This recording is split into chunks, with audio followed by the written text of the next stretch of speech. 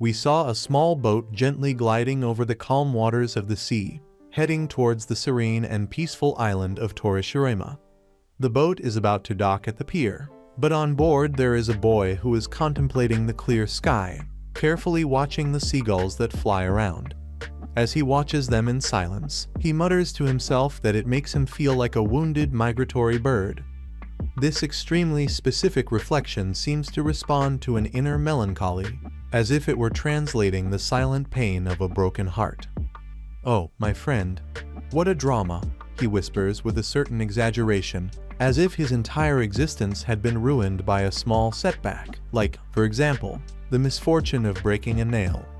He then realizes how peculiar it is to engage in such a deep conversation with an unknown elderly lady, which makes him prefer to turn his attention to the landscape that unfolds in front of him. At that moment, a butterfly with a luminous, almost ethereal appearance floats before your eyes and disappears, carried by the wind. As he turns his gaze towards the port, his eyes come across the figure of a stunning woman, whose presence impacts him in such a way that his face distorts with amazement as if her eyes had become square. Finally, the boat docks. Harry observes the island with remarkable attention. There is something familiar about that place.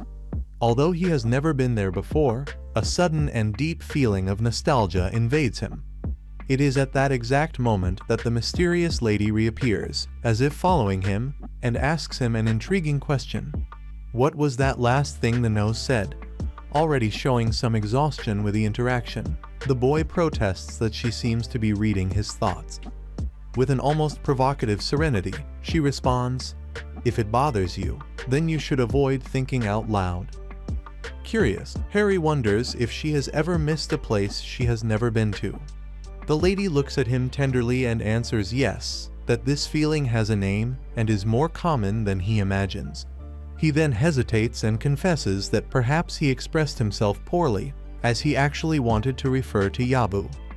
As if the conversation hadn't happened, she says goodbye coldly, says she doesn't like him and walks away. Later, the boy is led by Misaki, who presents herself as responsible for him during his stay. She accompanies him to the place where he will be staying, an old warehouse renovated to serve as a room. With slight embarrassment, she apologizes for the musty smell and the mess. Kai, with his usual poetic touch, responds that he doesn't care, as that environment faithfully reflects his emotional state. He is, after all, an injured migratory bird. Misaki observes him strangely, as if saying with her gaze, "What's wrong with this strange figure?" She mentions that another relative resides there, but is currently absent, promising to introduce him soon. Harry throws herself on the floor of her new room, permeated with the odor of stagnant damp and accumulated sadness, and gazes at the ceiling. The uncomfortable smell of the environment bothers him, but somehow it also conveys an inexplicable feeling of comfort. Memories begin to emerge in your mind. Once, his grandmother Kyoko had sent him a letter, a crumpled postcard, with a picture of the island of Torishirima. The lady's house was in disarray, as she spent her days traveling the world as a free soul. Someone needed to put order in that address, and, evidently, who was in charge of the mission?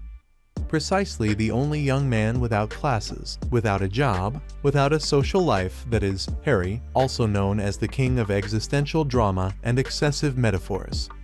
While he is lost in these thoughts, tiredness overwhelms him, and he falls asleep right there, like a dropped stone. In his dream, he sees himself sinking into a pool, out of breath, unable to surface, feeling the pressure of the water dragging him down. At the moment when there seems to be no more salvation, he wakes up, sweaty, confused, and with a parched throat like his plans for the future. It's getting dark. The sky takes on shades of orange and purple. He grumbles intensely and decides to look for Misaki, hoping to get something worthy of being called dinner. With somewhat forced enthusiasm, she informs him that they only have some Maruhan instant soups. Outraged, he protests, stating that his stomach deserves respect. Misaki, out of patience, throws him the motorcycle keys and says that if he wants something better, he should go look for it himself. Without thinking much, Harry sets off on her little culinary adventure. You will find a modest and welcoming inn, with wooden tables and a delicious aroma in the air. He sits down, looks at the menu written on a blackboard and asks with good humor, "A happy menu, please."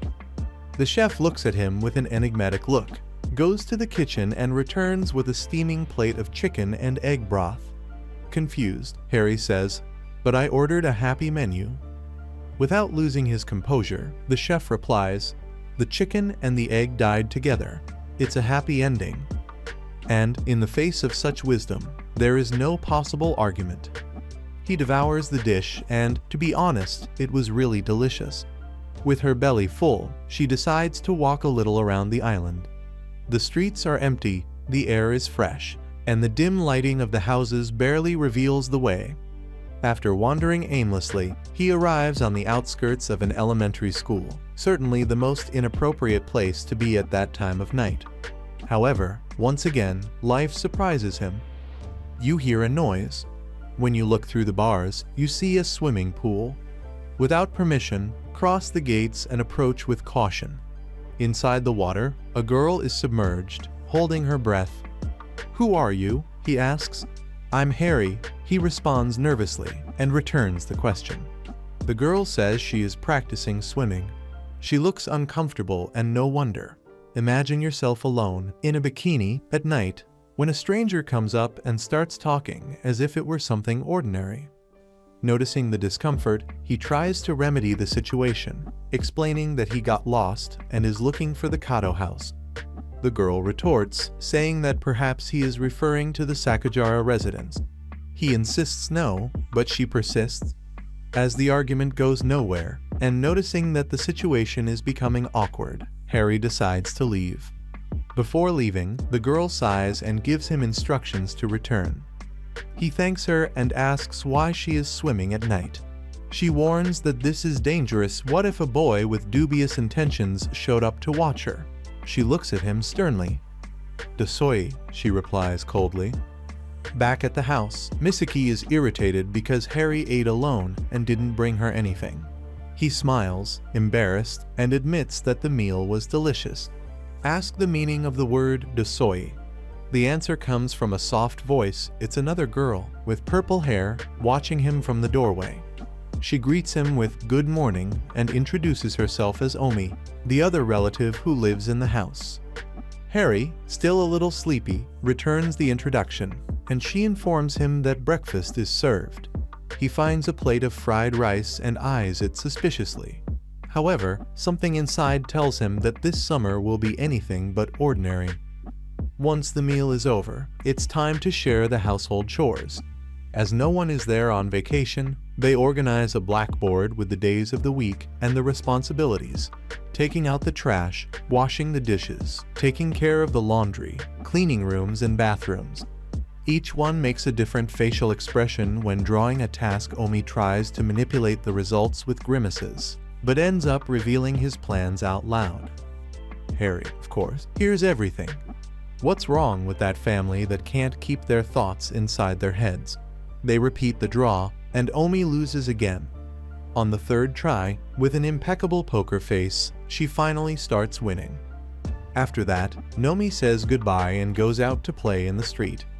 Harry, in turn, questions Misaki about what he should do, but she simply replies, "Go for a walk."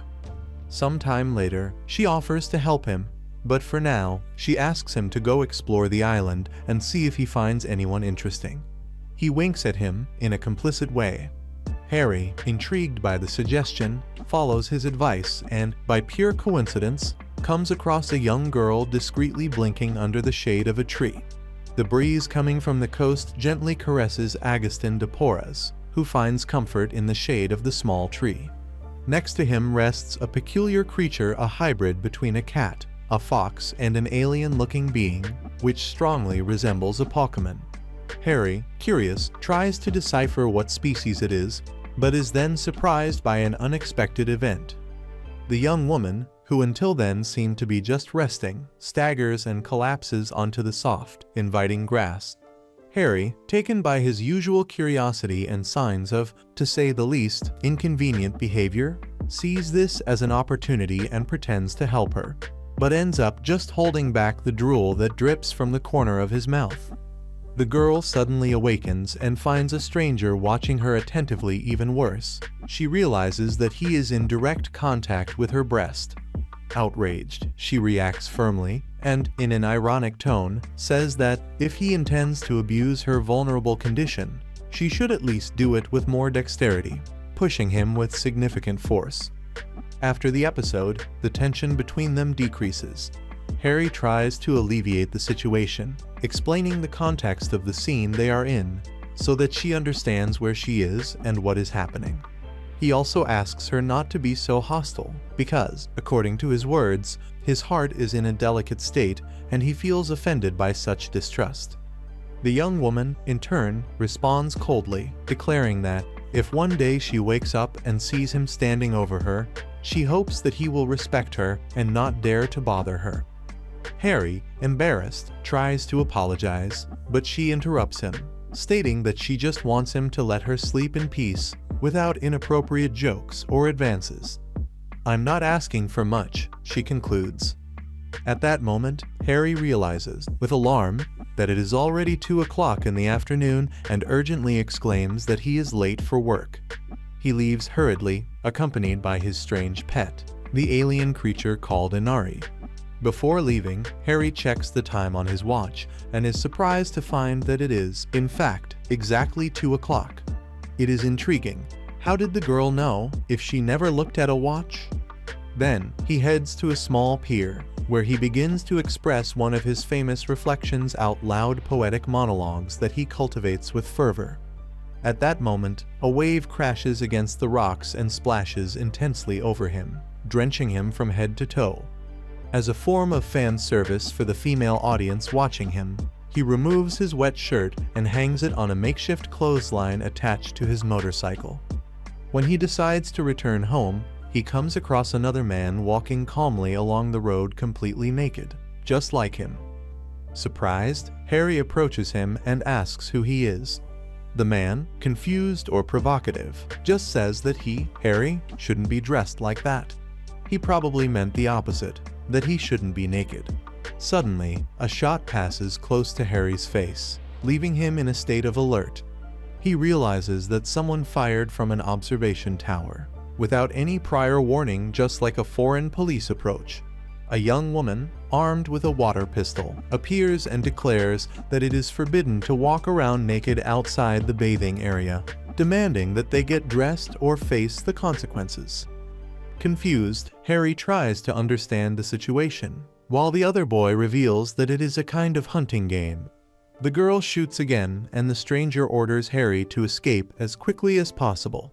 He obeys, leaving the stranger behind, being hit by jets of water as he rolls across the floor.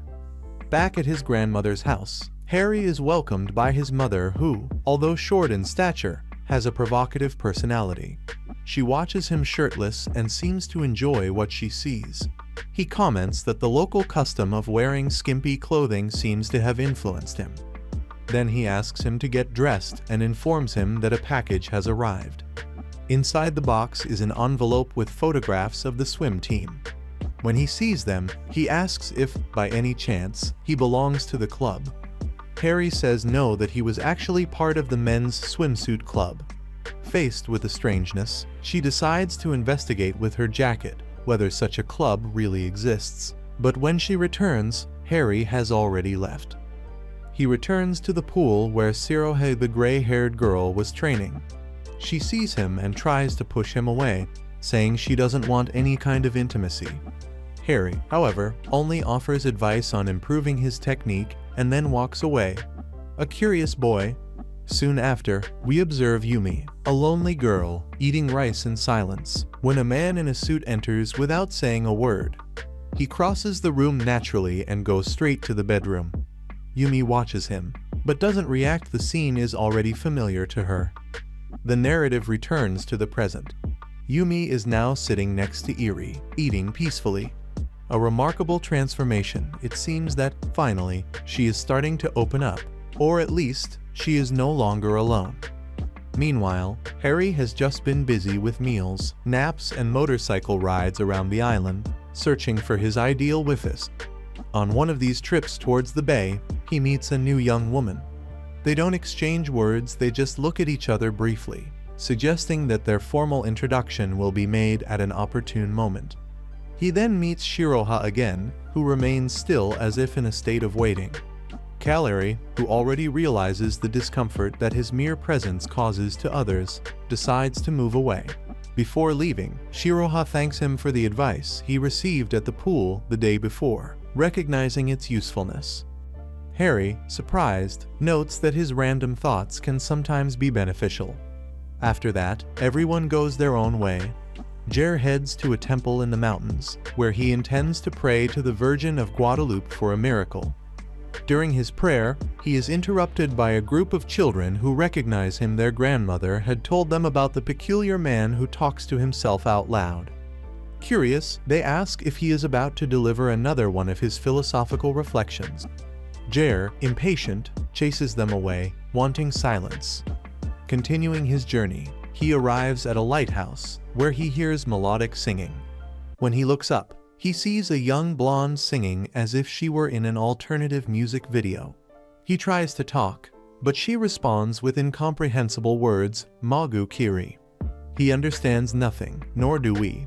Still, the girl responds with sarcasm, saying that she is searching for herself and a purpose in this world. Jer, true to his eccentric style, comments that if he intends to throw himself from there, at least perform a stylish maneuver during the fall. The girl responds that she doesn't want to die, that she is invisible. He responds by saying that she is not invincible, but rather a sick person trying to get attention.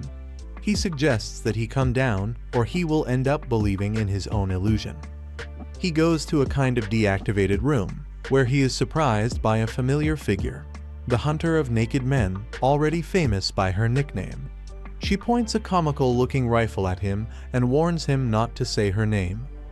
In a dramatic tone, she reveals that the weapon also has a name, Hydra Gladiator 2. Although it looks like just a water pistol, it imposes itself with all the seriousness in the world.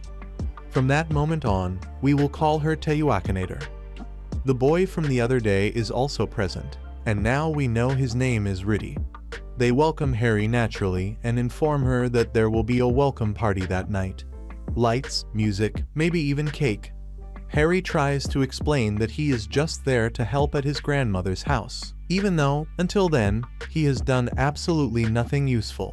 It doesn't matter. Island tradition says that if someone stays for more than 3 days, they must hold a celebration. There is no escape.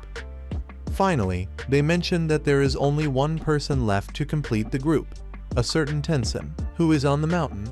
They ask Harry to go get him. As he has no more important commitments, he accepts. Arriving at a hidden warehouse, he finds a man hanging from the ceiling, performing sit-ups with the skill of a ninja about to face his graduation exam. Completely unexpectedly, the two begin to play an impromptu game of table tennis on an old metal table, covered in rust, long forgotten in that location. Harry, with effort, manages to score a point, which causes an immediate change in Tenzin's posture. From then on, he sees him as a worthy opponent, which leads him to take the game seriously. Taking inspiration from Rock Lee, he removes the weights he was wearing on his wrists, determined to demonstrate his full potential and break the limits. But just when the situation was starting to get really interesting, Mick abruptly arrives to interrupt them, warning that everyone is already waiting for his presence. After the warning, Tenzin questions Mickey about who the guy he was playing with earlier was.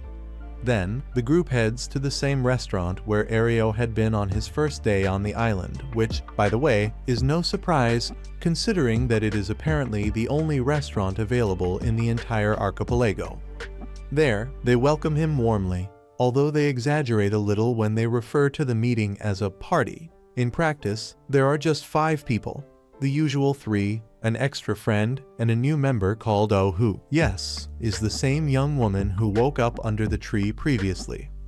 The others soon realize that Harry and all already knew each other and begin to ask, insistently, how long ago and how this happened, behaving in an exaggerated and somewhat theatrical manner. Both subtly dodge the question, and Harry, wanting to change the subject, decides to ask who exactly they are and what they are doing there. In response, they explain that they are responsible for the group of young people on the island, which, in theory, seems positive. But in practice, it borders on the absurd, given that there are almost no young people living there. They themselves, the 5 present, already constitute practically the entire club. As they talk about this, and for no apparent reason, Tensen picks up a chicken leg from his plate and starts swinging it backwards, as if analyzing its aerodynamics. Maybe he was trying out some new self-defense method, or, more likely, he was just bored with the direction of the conversation. For a moment, it even looks like he's holding his thigh as if it were a table tennis racket. At that moment, Jer, always curious, asks about Shiro and why she wasn't invited. Apparently, the others didn't know that Harry had any kind of connection with her, and they appear surprised. They then explain that she is not a very sociable person, has difficulty dealing with coexistence, and prefers to remain alone. She is a bit snobbish and usually says, without any filter, that no one tries to play cheap games with her. However, it was already too late. Just by mentioning his name, everything seemed to change. The next day, Harry wakes up early, leaves the house in good spirits and states that he needs to do gymnastics on the radio. Something that no one understands exactly what it is, but he seems to attach a lot of importance to the activity. Before leaving, he tells Jer that he left breakfast prepared for him, and asks him to at least wash the dishes before leaving after all. If he's not going to contribute anything else, he should at least do that. Gary, as usual, decides to explore the island on his own. With the heat, he decides to stop at a small market to cool off. The owner, a man with an extremely positive aura, invites you in, as it is clear that he is sweating a lot. Gary accepts the invitation and sits outside to eat something, but the lady in the place reprimands him, saying that it is ridiculous to be outside and insists that he come in, as there is a very powerful fan inside, which will make him look like a new man. Gary enters the place as if he were in his own home and, as he moves around freely, ends up entering the back, where he surprises a young woman who is bathing. Itsuo. Scared and angry, she demands an immediate explanation. He nervously tries to justify it by saying it wasn't intentional, but the excuse sounds incredibly implausible. He states that he studies at an all-boys school, where he is used to seeing only screws, and when he saw a nut, he ended up getting confused, a very unfortunate mechanical metaphor. To try to remedy the situation, he throws an object that was at hand, a glass of slushy, as if that would relieve the tension. The gesture, evidently, only makes everything worse. He, embarrassed, apologizes once again and offers her the chance to get revenge. If she wishes, she can throw a scratch card his way too. A kind of poetic justice. Ao, who doesn't forgive easily, accepts the proposal and, without hesitation, pours an entire plate of iced tea over his head. Harry is momentarily stunned, as if he wasn't expecting the reaction, but because he doesn't know how to accept defeat silently, he counterattacks with an improvised ball of shaved ice. Technically, it wasn't snow, but the effect was similar. Jer joins the game and, in less than a minute, the three are already involved in a frenetic war of crushed ice and sugar, as if they were runaway children, completely oblivious to the existence of rules or supervision. Meanwhile, the poor owner of the establishment only hears the screams and laughter coming from her store being transformed into a war zone.